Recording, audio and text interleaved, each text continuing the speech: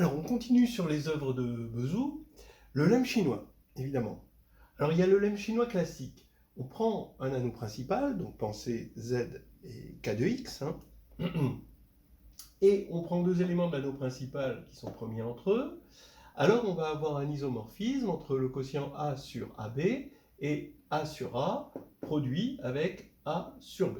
Voilà, c'est un isomorphisme d'anneau. Ok. Bon, alors cet isomorphisme, ben, il provient d'un passage au quotient.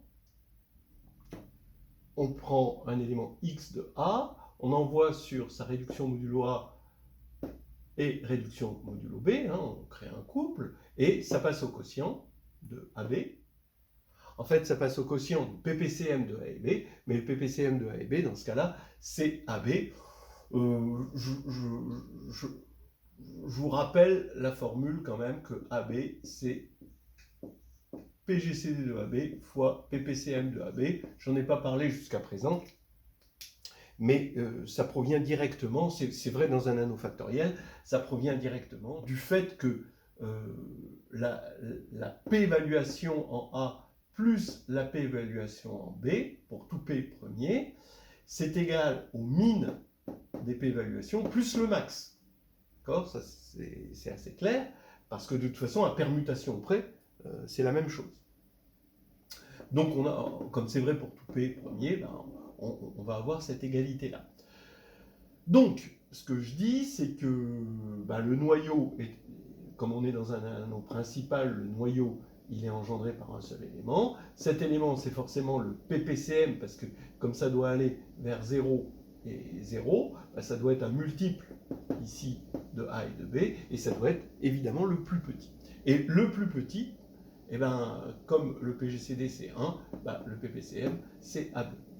Voilà, ça c'est une petite chose assez classique. Maintenant, Bezou intervient où là dans cette histoire? Il intervient quand on veut chercher l'antécédent hein, de CD. Donc je prends C et D deux entiers, C je le regarde modulo A, D je le regarde modulo B, et je veux donc concrètement l'antécédent. Alors cet antécédent, il est très classique qu'il est obtenu, on va dire par une forme de strabisme, c'est-à-dire qu'on va écrire l'identité de Bezou pour A et B, UA plus VB égale 1, puisqu'ils sont premiers entre eux, et le VB, on va le multiplier par CA, et strabisme, hein, et le UA par CB. Et en fait, on obtient ici un antécédent qui, bah oui, modulo AB est unique puisque c'est un isomorphisme. Alors pourquoi c'est un antécédent? Vous voyez que ça, modulo B, ça fait 0, mais modulo A, ben, VB modulo A, ça fait 1, donc ça fait CA. D'accord? Et ça, bah, modulo A, ça fait 0, et modulo B, ça fait dB. Donc ça fera bien, globalement, CA-dB, hein, vous le vérifiez, et on a l'antécédent, à condition qu'on ait eu EV, évidemment, et ça c'est encore une question d'algorithme d'Euclide. Bien, si on le veut concrètement.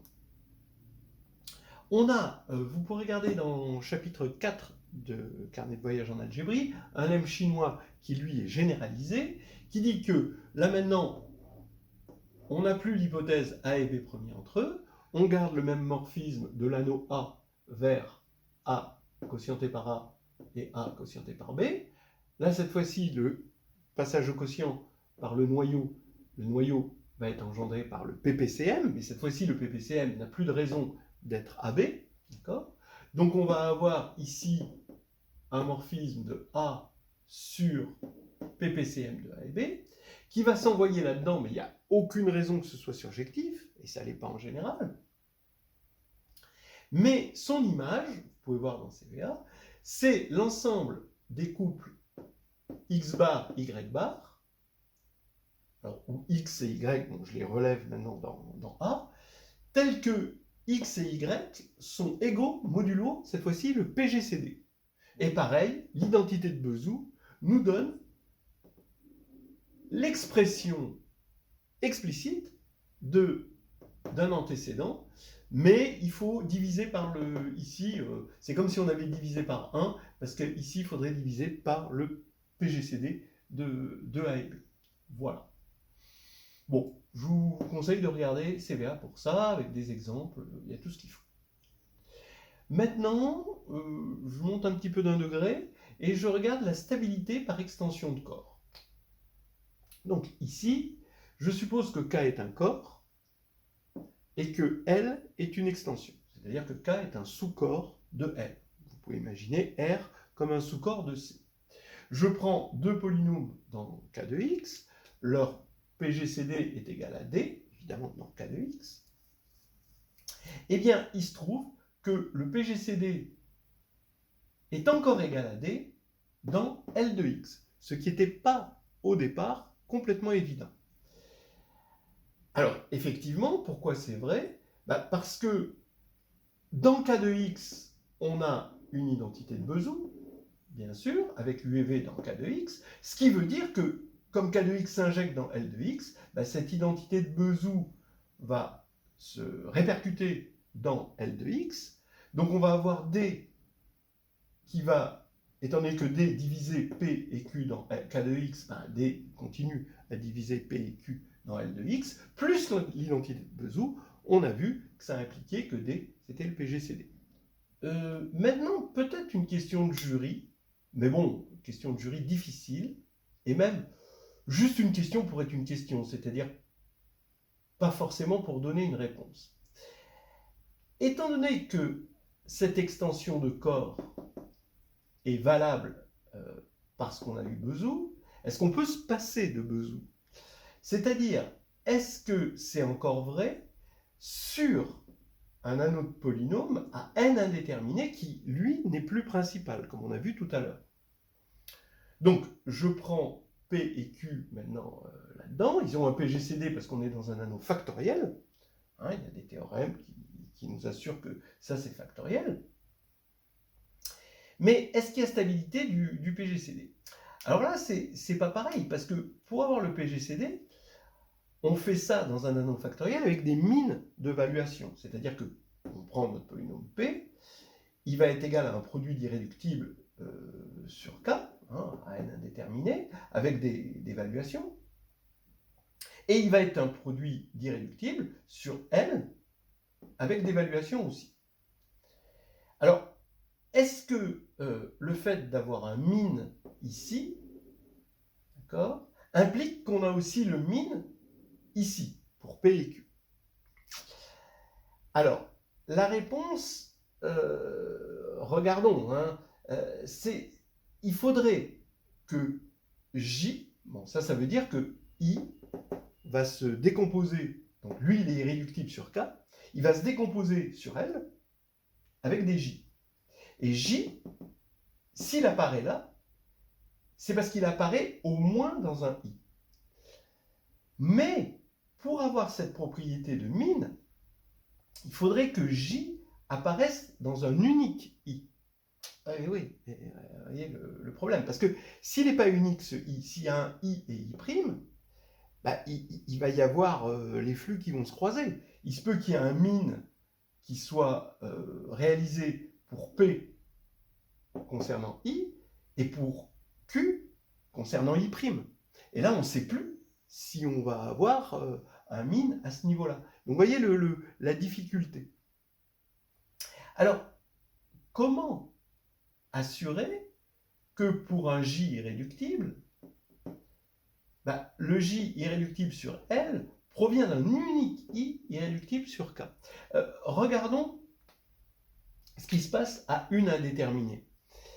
Effectivement, cette unicité, elle est simple. Vous prenez K de X, vous l'injectez dans L de X, et vous quotientez L de X sur L de X quotienté par J. Eh bien, pourquoi on va avoir un unique P, modulo les inversibles? Parce que ce P irréductible, ça va être le générateur de ker phi.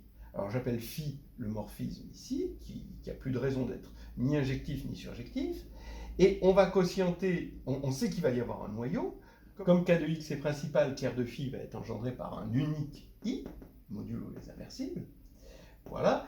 Et cette fois-ci, par passage au quotient, k de x quotienté par i s'injecte dans L de x quotienté par j. Ce qui va faire que, on va voir comme ça, que y a un unique, ici, polynôme i, ça va être lui, l'unique polynôme i, qui fait apparaître dans sa décomposition j. Mais on se rend compte que c'est plus du tout évident que si l'anneau n'est pas principal, s'il est factoriel, parce que ce noyau-là n'a plus de raison d'être engendré par un seul polynôme. Et c'est cette unicité qu'on voulait. Donc, bon, ça peut faire peut-être une discussion de jury, mais c'est quand même difficile, d'autant plus que s'il y a une réponse, elle demanderait, je dirais, de la théorie de Galois, c'est-à-dire construire ce I à partir de ce J. Il faudrait une théorie de Galois, il faudrait faire agir, si vous ne comprenez rien, vous sautez là. Il faudrait faire agir un groupe de Galois sur J pour obtenir ce I-là, cette unicité.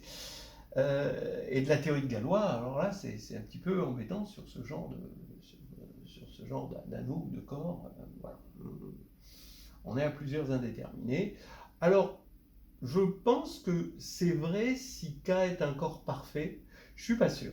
Hein. Mais au moins, pour un corps parfait, on a des objets comme ça. On peut construire des polynômes I à partir de J en faisant agir un groupe de Galois. Bon, j'arrête là tout de suite pour perdre personne. Et ben bon, ça peut lancer des perches. Ok, maintenant on a parlé de l'identité de Bezout. On va parler de Monsieur Bezout. Bon, alors parlons un peu de Bezout. Monsieur Bezout, qui est-il? On peut imaginer que, étant donné que entre Euclide et Bezout, il y a presque 2000 ans de différence, en tout cas plus de 1500 ans de différence, eh bien, Euclide n'a pas attendu Bezout. Il avait pourtant, d'après ce qu'on a compris, trouvé l'algorithme d'Euclide. Bien. Qui donne Bezout. Bon, alors, pourquoi attendre? On est en plein anachronisme en parlant de l'identité de Bezout. C'est de l'anachronisme à la Astérix. Hein. C'est comme le Gaulois là, qui se prend pour Napoléon. Bon, là, c'est Euclide qui se prend pour Bezout. Non, ce serait absurde. En fait, on va parler du lemme de Bezout. Hein. C'est le suivant. On prend P et Q, deux polynômes à deux indéterminés, d'accord, sur K, sans facteur irréductible en commun. Voilà. Donc ça veut dire quelque chose, parce qu'on est dans un anneau factoriel. Alors, l'ensemble des solutions de P de xy sur K, de P de xy égale 0 et Q de xy égale 0, donc un système d'équations polynomiales à deux inconnus, bien, est fini. Cet ensemble-là de solutions est fini.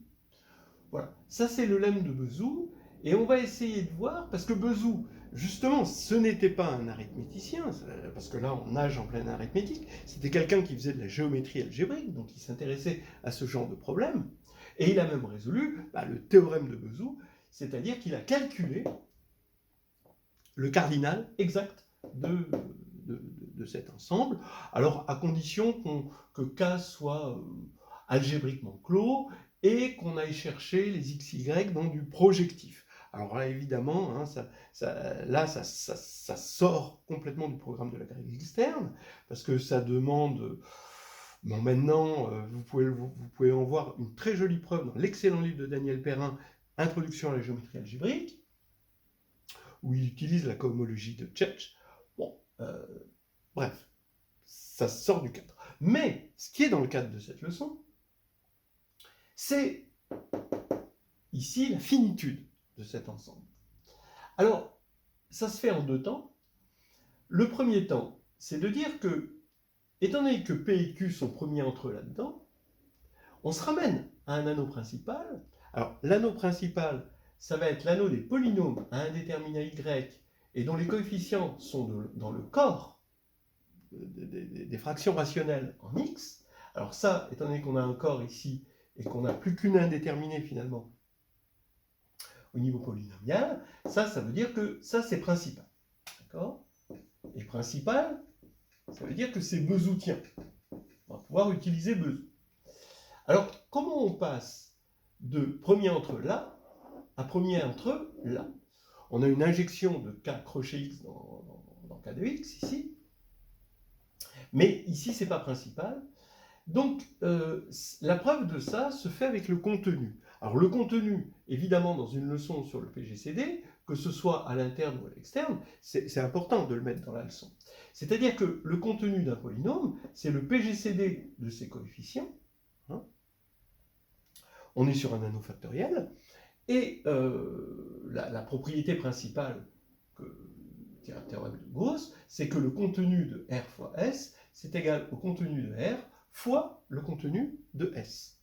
Et avec ça, on arrive à voir que si P et Q, bah, c'est un certain D là-dedans, en multipliant par ce qu'il faut et en utilisant ça, pour remonter la divisibilité en égalité dans cet anneau factoriel-là, on arrive à montrer que ici, on a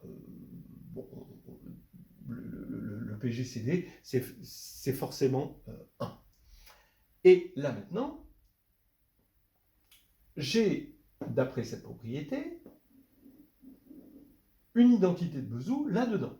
C'est-à-dire que U tilde et V tilde vont être dans l'anneau de polynôme sur le corps. Maintenant, ça veut dire que ici, ils vont avoir un dénominateur commun dans le corps des fractions rationnelles, en x.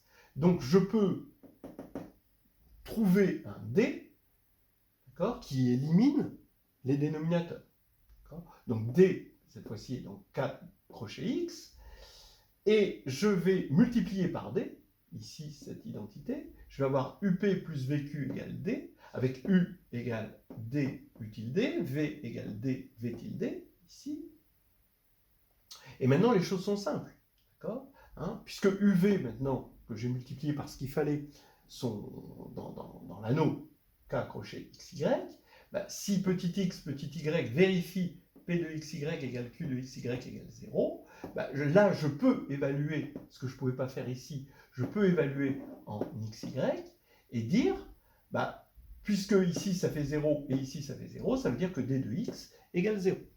Mais là, des x tels que d de x égale 0, on sait qu'il y en a un nombre fini, c'est-à-dire plus petit ou égal au degré de 2. Et bah, pareil pour y, hein, je fais pareil avec y, en inversant les rôles. Donc ça me fait un nombre fini de x possible, un nombre fini de y possible, donc cet ensemble-là, il est fini.